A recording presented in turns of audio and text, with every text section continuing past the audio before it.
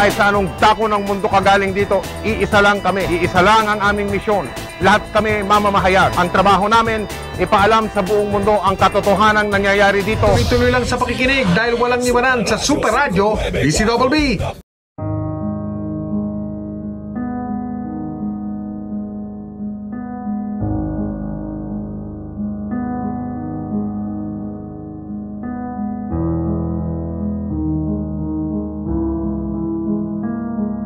Kumusta po? Maligayang panonood sa aking channel at ito ay ang episode 357 sa ating serye sa pagbisita sa libingan ng mga sikat.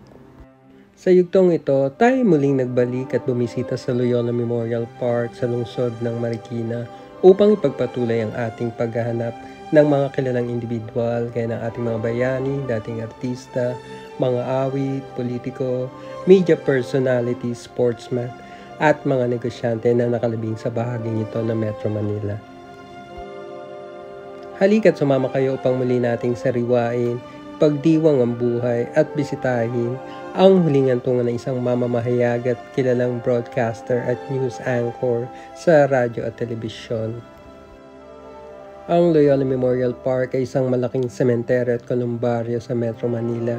Ito ay unang na-develop noong pang 1964 na may sukat na 38,000 square meters at may nakalibing na lagpas 60,000 na mga pumanaw. Matatagpuan sa gitnang bahagi ng memorial section ay ang huling hantungan ng Kapuso News TV anchor na si Mike Enriquez. Si Miguel Castro Enriquez ay sinilang noong ika-29 ng Agosto taong 1951 sa Santa Ana, lungsod ng Maynila. Siya ay isang mamamahayag at kilalang broadcaster at news anchor sa radyo at telebisyon.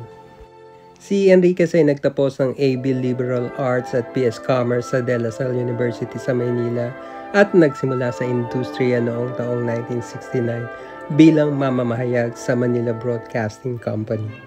Kalaunan, si Enriquez ay naging broadcast reporter, news editor, program director at station manager ng MBC bago ito lumipat sa Radio Mindanao Network at naglingkod bilang vice president hanggang taong 1994.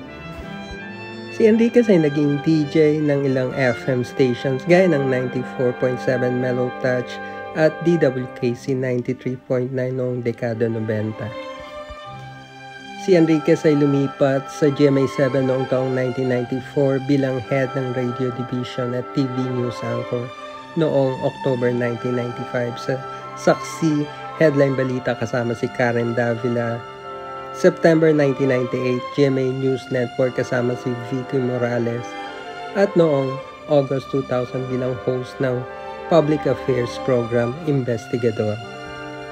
Si Enriquez ay lumabas din sa ilang mga pelikula. Kabilang dito ang 1988 sa pelikulang Alegagang Public Enemy No. 1 of Cebu bilang TV reporter na pinagbidahan ni Bong Revilla.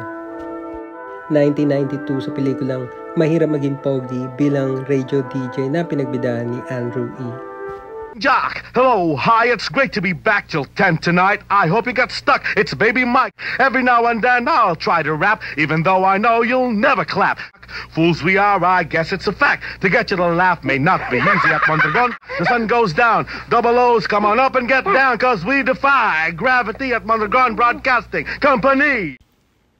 Noong Agosto taong 2018, si Enriquez ay pansamantalang na maalam sa kanyang mga programa sa radyo at telebisyon para sa kanyang heart surgery. Siya ay nagbalik sa ere makalipas ang ilang buwan. Noong Disyembre taong 2021, si Enriquez ay muling nagbakasyon para sa kanyang kidney transplant at nagbalik sa ere noong Marso taong 2022 para muling magprograma kabilang ang GMA coverage sa 2022 presidential election. Siya ay muling nagbakasyon para magpagaling sa kanyang iniindang sakit at noong ika-29 ng Agosto taong 2023, si Enriquez ay pumanaw dahil sa atake sa puso habang siya ay nagpapadialysis sa St. Luke's Medical Center sa Quezon City. Siya ay 71 taong gulang.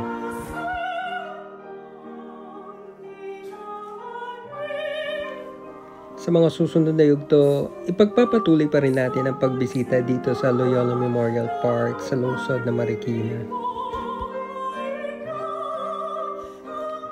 Abangan din sa channel na ito at magpapatuloy tayo sa pag-post ng iba pang mga video sa pagdalaw natin sa Manila Memorial Park sa Parañaque. Salamat sa panonood at patuloy na pagsuporta. Maaari lamang na mag-subscribe kung gusto niyo ang channel na ito. Magkita-kita tayo sa ating susunod pang mga pagbisita sa mga namayapang sikat at iba pang personalidad.